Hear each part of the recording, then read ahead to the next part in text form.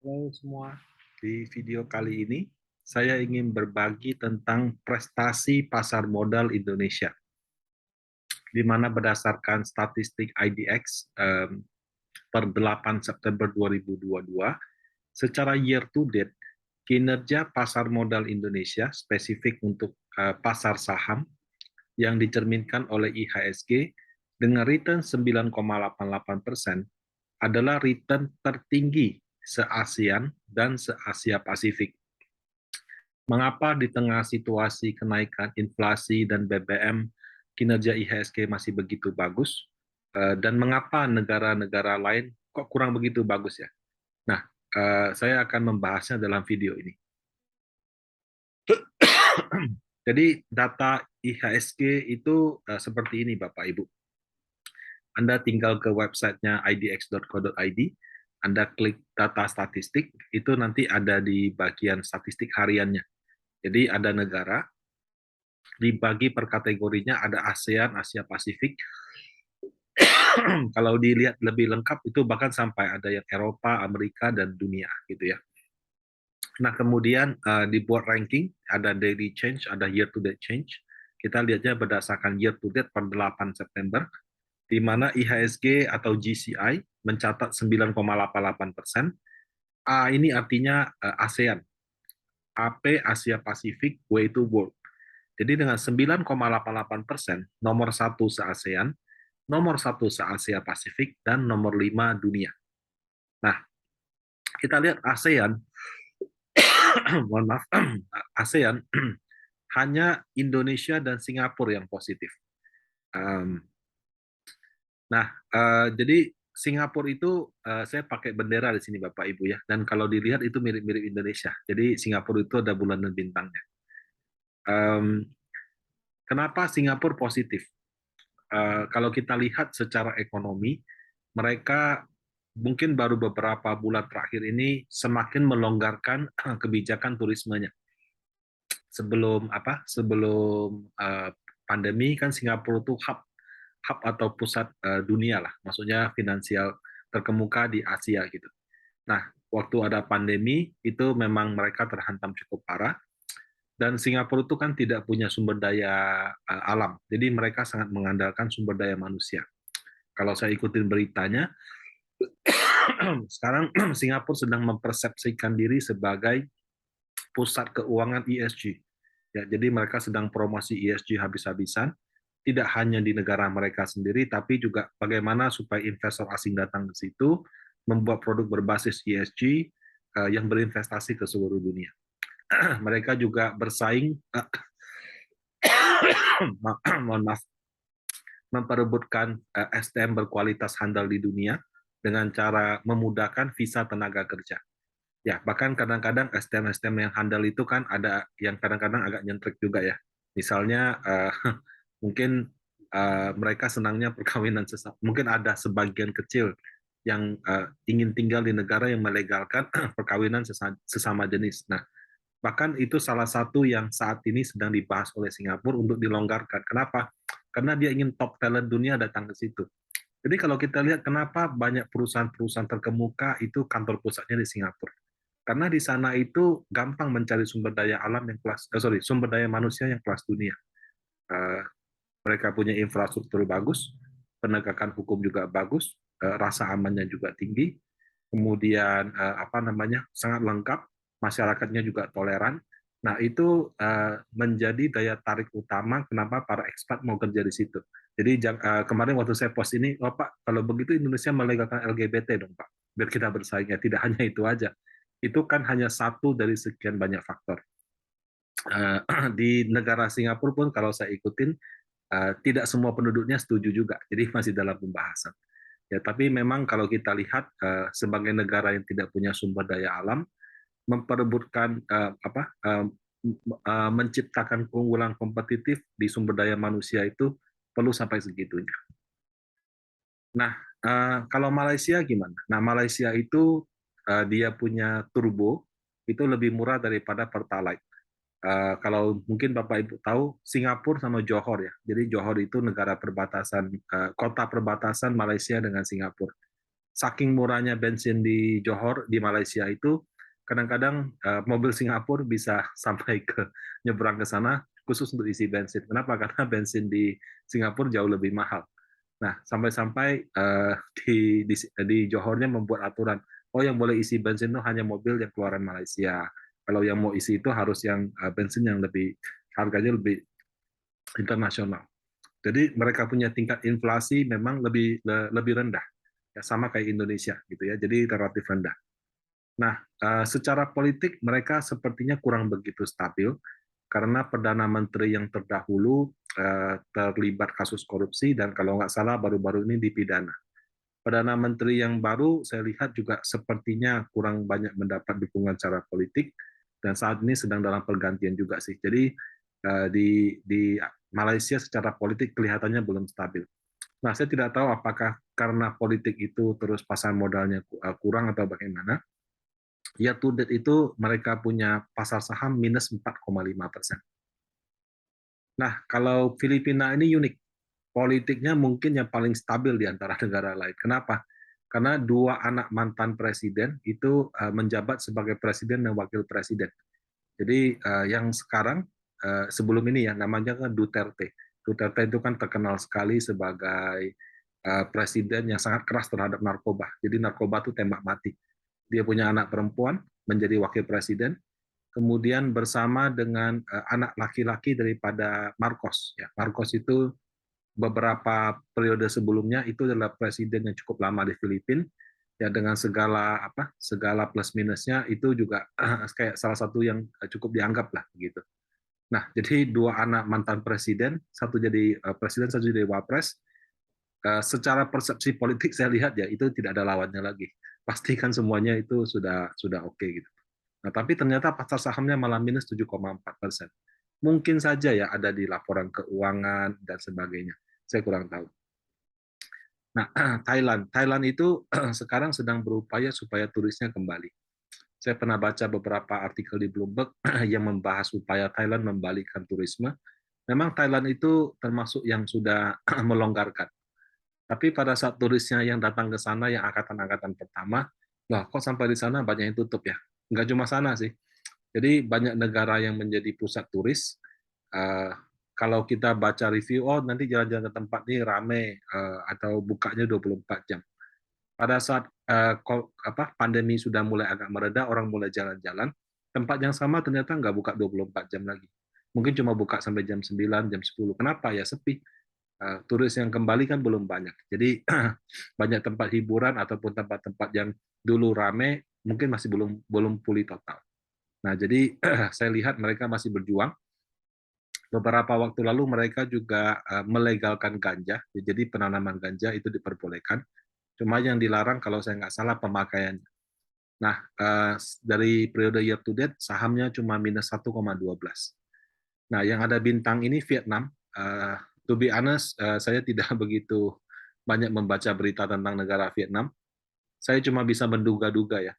Jadi bisa selama ini kan Vietnam itu salah satu negara yang menjadi tujuan China melakukan produksi karena di sana biaya tenaga kerjanya murah, secara politik saya lihat juga lebih stabil. Nah, mungkin belakangan karena pandemi, kemudian tensi China dengan US yang semakin menguat, dan bisa saja terjadi relokasi. Jadi yang tadinya produksinya di Vietnam mungkin dipindahkan ke negara-negara lain. Jadi bisa saja itu berdampak terhadap ekonominya, atau juga mungkin karena hal lain. Saya terus terang saya kurang tahu detail. Nah, untuk pasar sahamnya turun cukup jauh, yaitu minus 17%. Nah, itu ASEAN ya. Sekarang Asia Pasifik. Asia Pasifik yang naik itu hanya India, dia plus 2%. Inflasinya rendah karena mereka itu negara yang secara terang-terangan menyatakan mereka beli energi dari Rusia. Diskonnya 30%. Pak Jokowi juga ditawarkan, saya nggak tahu jadi beli apa enggak, beberapa kali pernah disebut tapi belum direalisasi. Kemudian secara ekonomi India juga termasuk yang tumbuh karena mereka kan sejak awal tidak terlalu ketat gitu ya. Nah, kalau kita lihat Hong Kong dan China, sahamnya minus 11 sama 19%. Kenapa bisa begitu dalam? Karena dua negara ini menerapkan kebijakan lockdown yang sangat ketat. Sebenarnya China-nya sih. China kan memang terkenal ya, kalau dia mau kendalikan, dia yang dibilang mustahil oleh banyak negara lain pun bisa mereka lakukan gitu. Nah, dengan lockdown yang amat ketat itu akhirnya ekonominya mandek, karena mandek tidak berjalan ya, makanya tercermin juga di sahamnya yang minus 11 sampai 19%. Bahkan Hong Kong itu sudah menyebabkan para ekspat merasa tidak nyaman mau pindah gitu. Beberapa event yang mau diselenggarakan di apa namanya di Hong Kong itu juga orang asing malas mau datang. Kenapa? Karena datang harus karantina dan apa-apa seperti itu. Nah, kalau ini adalah Taiwan sama Korea Selatan, sama-sama minus 19%. Taiwan kan saat ini kurang akur sama China, tensinya sedang meningkat. Nah, ada mungkin semacam kekhawatiran, waduh nanti kalau kayak Rusia bagaimana? Karena sudah melihat Rusia Ukraina seperti ini, banyak banyak investor asing meninggalkan pasar saham Taiwan. Itu menyebabkan dana asingnya banyak mengalir keluar tahun ini. Kalau Korea Selatan bagaimana? Ada satu artikel yang saya baca. Jadi di Korea Selatan itu bisa dibilang mungkin sepertiga atau bahkan hampir setengah daripada bursa di sana itu adalah Samsung. Jadi Samsung itu penguasa daripada pasar modal daripada Korea. Nah, eh, Samsung sendiri dikategorikan sebagai perusahaan teknologi ya, walaupun dia juga banyak ya. Dia ada mungkin handphone, ada mungkin juga alat berat dan lain-lain. Nah, tapi karena saat ini tren saham teknologi lagi kurang bagus, jadi itu menyebabkan dia ikut ikut kena juga sehingga harga sahamnya turun cukup jauh. Nah, itu menyebabkan pasar modal daripada Korea Selatan minus 19%. Nah, kalau Jepang, Jepang itu kalau kita lihat mata uangnya sedang dilanda.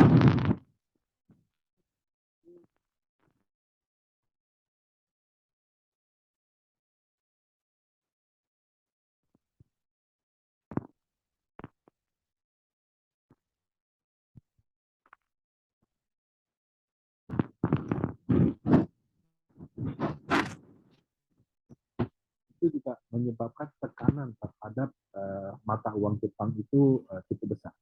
Akibatnya yen Jepang itu melemah cukup signifikan, tidak hanya terhadap US dollar, tapi juga terhadap rupiah. Jadi kalau dilihat dari awal tahun, nilai tukar yen Jepang itu mungkin sudah hampir 20% lebih rendah. Jadi kalau dianalogikan rupiah dengan USD, katakan awal tahun 14 ribu, kalau 20% berarti hampir 3.000 ya. Berarti kita ngomong sudah sekitar 17.000. Nah, itu kan agak kurang sehat juga ya. Tapi ya memang mereka memang terkenal mempertahankan suku bunga ya. Nah, turisme di Jepang juga sudah mulai mau dibuka. Padahal sama seperti Bali ya, Jepang itu mungkin kota besarnya itu over tourism. Karena banyak banyak orang asing itu senang sekali dengan budaya Jepang. Mereka punya khas sama seperti orang dengan Bali ya. Banyak sekali yang ke sana. Nah, kalau yang ke Jepang saya perhatikan karena mungkin harus ada pengajian kita atau apa, pelaku juga mungkin lebih. Turisme itu saja bisa menjadi suatu bisnis besar di Jepang, tapi karena mereka menerapkan kebijakan pembatasan yang cukup ketat, nah sekarang baru mulai, itu pun masih harus belajar gitu. Nah sahamnya turun 2% sejak awal. Nah yang saya bingung itu Australia itu kalau dibandingkan Indonesia itu adalah negara eksportir batu bara terbesar kedua di dunia. Nomor satunya Indonesia. Padahal kalau secara cadangan ya itu jauh lebih besar Australia Bapak Ibu. Nah, tapi bedanya apa? Kalau di Indonesia yang diproduksi dari dalam negeri itu sebenarnya mungkin 30 sampai dengan 40% itu sudah cukup untuk seluruh kebutuhan Indonesia. Sisanya bisa diekspor. Nah, kalau di Australia saya tidak tahu rasionya, tapi saya kira mungkin yang dipakai di dalam negeri tidak sebanyak itu. Mungkin juga tambangnya tidak sebanyak Indonesia. Jadi produksinya tidak sebanyak itu. Nah, jadi dengan banyak yang bisa diekspor, dengan harga sekarang Indonesia mendapat banyak untungnya. Australia ya walaupun tidak sebanyak Indonesia, mereka juga diuntungkan dari kenaikan harga batu bara. Sehingga harusnya kalau sama dengan Indonesia, itu harusnya Australia juga diuntungkan. Tapi yang saya lihat itu malahan mereka punya saham minus 9%. Ya. Saya tidak tahu kenapa sentimen batu bara tidak kena sampai di situ.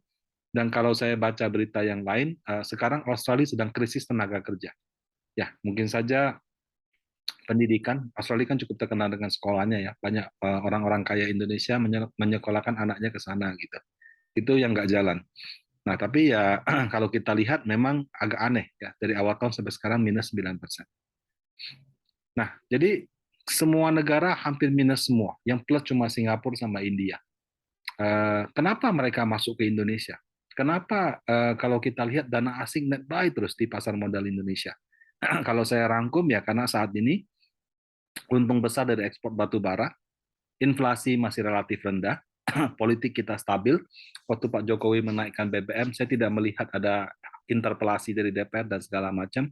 Ya ada satu dua politikus atau apa, mungkin di sosmednya menyerukan untuk demo dan lain-lain, tapi kan mekanisme yang resmi itu harusnya melalui hak interpelasi. Tapi kan kenyataannya tidak. Ya. Nah kemudian laporan keuangan juga sangat bagus dan kelihatannya juga ya geopolitik itu juga menyebabkan negara-negara mereka melihat, oke, kalau sekarang banyak negara ada resiko tidak ada growth, saya harus cari negara yang ada growth-nya. Salah satunya Indonesia. Nah, jadi hal tersebut menjadikan Indonesia sekarang sebagai salah satu negara tujuan investasi. Sama seperti 2020 orang masuk ke US, masuk ke Inggris, masuk ke China, perusahaan kesehatannya yang produksi vaksin, sama kayak 2021 karena WFH orang masuk ke perusahaan teknologi yang ada di China dan ada di Amerika Serikat. 2022 ya orang akan invest ke negara yang masih bisa growth dan diuntungkan dari resiko geopolitik. 2023 bagaimana? Saya melihat sih resiko geopolitik ini masih akan berlanjut. Paling tidak mungkin sampai dengan pertengahan tahun depan. Nah, jadi ya mungkin keunggulan daripada Indonesia ini masih bisa bertahan sampai paling tidak mungkin pertengahan tahun depan. Nah, jadi itu menjadi salah satu alasan kenapa banyak dana asing yang masuk ke Indonesia. Nah, kalau misalnya saya sebagai investor lokal mau ikut bagaimana? Anda bisa masuk ke saham, Anda juga bisa masuk melalui reksadana yang dikelola oleh manajer investasi. Salah satunya reksadana saham Panin Asset Management. Nah, demikian dari saya. Semoga bermanfaat. Terima kasih.